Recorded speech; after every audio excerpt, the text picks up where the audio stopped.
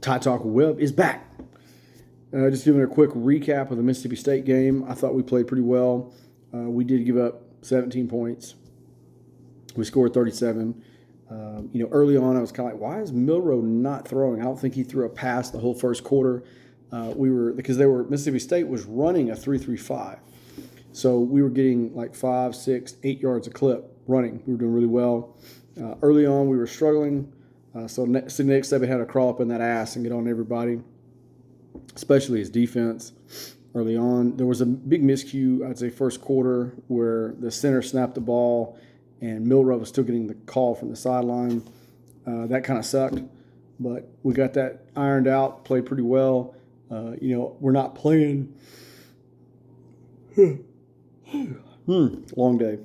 Like I said, we're not playing the tougher teams, so obviously we could afford to kind of run and push the line around a little bit, get some running yards.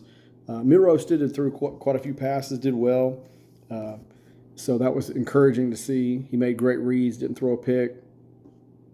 And, the defense I thought, a great job. They got 2 picks. They really, did really well, minus a few losses on contains on the running backs. But as a whole, they read the defense. They played fast. They played confident, which is great to see. And like I said, I understand why when Mississippi State's playing at 3-3-5, why we ran more. Now next week, because A&M's got athletes, we're going to have to throw. We'll probably do more of the same game plan. We'll probably RPO, no huddle, as fast as we can go, get the plays in from the sideline, which is fine. Against A&M, we're going to have to be able to score a little bit because they can score. They got some pretty good athletes. And you got Bobby Petrino as the offensive coordinator. So that's something we're going to have to look at. Minus the small miscues, like I said, I think Milroe played one of his most complete games of the season. He's our guy because, as we can see, Simpson's not it, and Buckner definitely is not it. So we're just going to have to roll with Milroe. Like I said, he took a few sacks. Some things he probably should have just thrown away. And there was a few lapses, early on in the game. The offensive line gave up, I think, 2 sacks early on. That's something they got to be cognizant of. They got to remember, even though you're young, you're one of the biggest offensive lines in college football. You got to be dominant.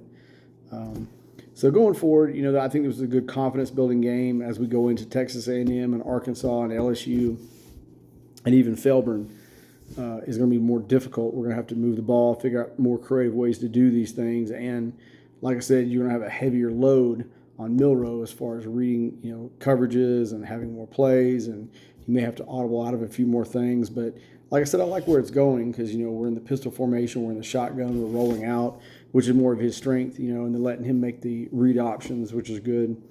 So overall, I was pleased with how the team played. Like I said before, Nick Saban had to get on that ass a few times and say, hey, wake up, guys. But other than that, I think the game went well and very encouraging. So good things to build on into next week. Like I said, the offense will probably have to change a little bit because, A&M is fast. They got way better athletes.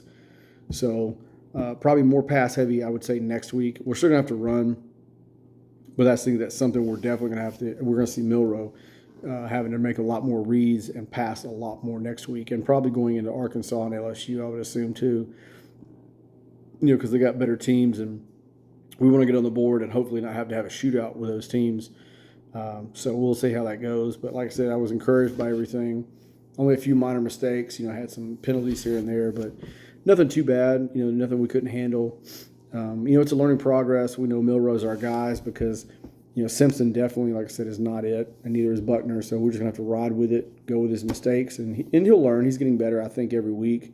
Obviously, this week was not a great test due to it being Mississippi State, and their best running back got hurt. But I think overall I'm pleased with how it went, and it looked good. But anyway, Tide Talk Web is out.